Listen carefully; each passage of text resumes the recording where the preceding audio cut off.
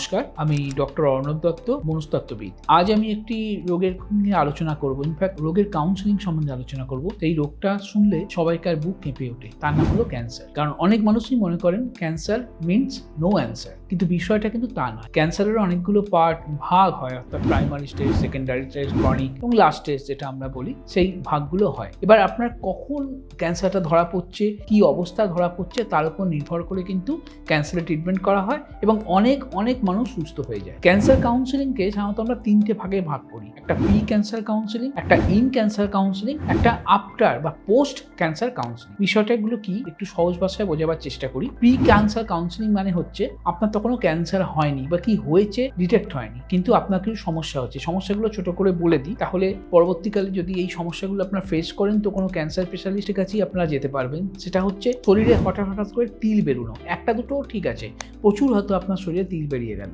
এবং জরুল বেরিয়ে গেল। তার সঙ্গে কি হলো, তার সঙ্গে আপনি ভীষণ দুর্বল মনে হতে লাগলো, খাওয়া কমে গেল, ঘুম বেড়ে গেল বা ঘুম কমে গেল, বা আপনার বিভিন্ন গ্ল্যান্ড যেমন বগল হতে পারে, যেমন ঘাড়ের পাশ হতে পারে, স্তন হতে পারে, এইসব জায়গাগুলোতে কোনো শক্ত বা নরম এমন কোনো মাংসপিণ্ড তৈরি হলো ধীরে ধীরে, যেটা নড়ে বা স্থির হয়ে থাকে। ছেলেদের পেনিসের ক্ষেত্রে হতে পারে, মেয়েদের ভ্যাজাইনাতেও হতে পারে। আরও কিছু সিমটম আছে, রোগা হয়ে যাওয়া, তারপরে হচ্ছে হজম না হওয়া, এরকম কিছু নর্মাল সিমটমও কিন্তু আছে। সেগুলো যদি আপনি দেখেন তো দেরি না করে একজন বিশেষজ্ঞ ডক্টরের কাছে পরামর্শ নেওয়া। ক্যান্সার কাউন্সেলিংটা কি, সেটা হচ্ছে কি, আপনাকে অনেক মানুষ মনে করে যে ডাক্তারবাবুকে দেখালাম, ডাক্তারবাবুকে টেস্ট করতে দিলেন, এফএনএসি হতে পারে বা স্ক্যানিং হতে পারে বা আরও কিছু ক্যান্সারের স্পেশাল টেস্ট আছে যেটা ক্যান্সার স্পেশালিস্টরাই দিলেন, কিন্তু আপনি করলেন না। আপনি মনে করলেন করলে যদি ধরা পড়ে। এরকম অনেক মানুষের বোকা ধারণা আছে, মানে না করলে কিন্তু আরো মুশকিল, না করলে কিন্তু ব্যাপারটা কিন্তু আপনার ভেতরে ঢুকে গেল, ঠিক আছে, খালি উপরে বোঝা গেল না। তাতে কিন্তু ক্যান্সার যখন পরবর্তীকালে আরো বাড়াবাড়ি হবে তখন কিন্তু অনেক স্টেজে চলে যাবেন, অনেক 5 নম্বর স্টেজে চলে যাবেন, অর্থাৎ ক্রনিক স্টেজ চলে যাবেন বা লাস্ট স্টেজে চলে যাবেন, তখন ডাক্তারদের কিছু করার থাকবে না। তো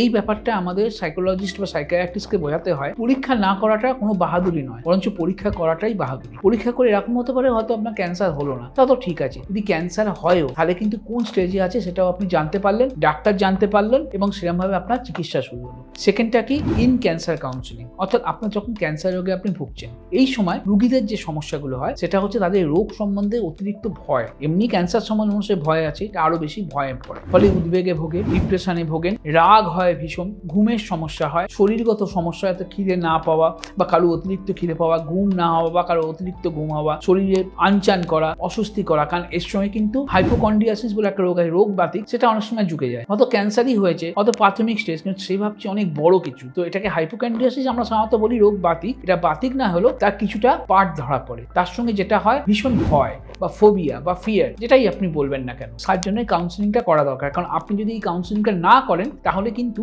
ওষুধ খাওয়ার সঙ্গে সঙ্গে আপনার রোগ থেকে আপনি সম্পূর্ণ মুক্তি পাবেন না। কারণ কাউন্সেলিং করা মানে আপনার মনের জোর বাড়ানো, আপনাকে পুরো বিষয়টা সম্বন্ধে জানা এবং সেখান থেকে বেরিয়ে আসার রাস্তা আমরা বলে দিই। শুধু তাই নয়, বাড়ির লোককেও জানাতে হয়। কারণ বাড়ির লোকের মধ্যেও একটা ধারণা থাকে এই ক্যান্সার হয়েছে মানে আর কিছু করার নেই, আর কি হবে, রোগীর মানুষটা তো মারা যাবে। এই কথাগুলো যেন তার সামনে না বলা, তাকে সবসময় মনে জোর দেওয়া এবং প্রপারলি ডক্টর দেখানো এবং ট্রিটমেন্ট করা। আর একটা হচ্ছে পোস্ট ক্যান্সার কাউন্সেলিং। এইটা হচ্ছে কি, আপনার ক্যান্সার ভালো হয়ে গেছে, একদম সম্পূর্ণ রকম আপনি সুস্থ, ডাক্তার বলে দিয়েছেন, অল্প কিছু ওষুধ খান। তাও কিছু মানুষ মনে করে যে আমার মনে হয় ক্যান্সার ভালো হয়নি, আমার মনে হয় আমি আবার ক্যান্সার আক্রান্ত হতে পারি, আমি আবার আমার ক্ষতি করা হবে, আবার পরিবারের ক্ষতি হবে। এই ব্যাপারটা তাদের মাথায় চলতে থাকে, কিছু বাড়ির লোকের ক্ষেত্রে দেখা যায়। তাই পোস্ট ক্যান্সার কাউন্সেলিং ক্ষেত্রে আমরা রিপোর্টপত্র থেকে আপনাকে অ্যাসুরেন্স দিতে পারি যে ক্যান্সার কিন্তু আর হবে না। হ্যাঁ, ডাক্তার যে কথাগুলো বলেছেন সেগুলো মেনটেন করুন। কোনো আপনার হয়তো সিগারেট খেয়ে ক্যান্সার হয়েছে, ফুসফুস ক্যান্সার বা থ্রোট ক্যান্সার বা গলার ক্যান্সার, ডাক্তার হয়তো বলেছে এক ফোঁটা আফটার স্মোক কেন কোনো রকম কোনো টোবাকো গ্রহণ করা যাবে না, কিন্তু আপনি করছেন, তাহলে কিন্তু ক্যান্সার আবার হতে পারে। এবার মনে করুন অনেক মানুষ হয়তো খাচ্ছে না, কিন্তু তার মধ্যে একটা ভয় ঢুকে গেছে যে আবার হতে পারে, তখন আমরা তাকে হয়তো অ্যাসুরেন্স দিতে পারি বা তার অবস্থা থেকে বলতে পারি যে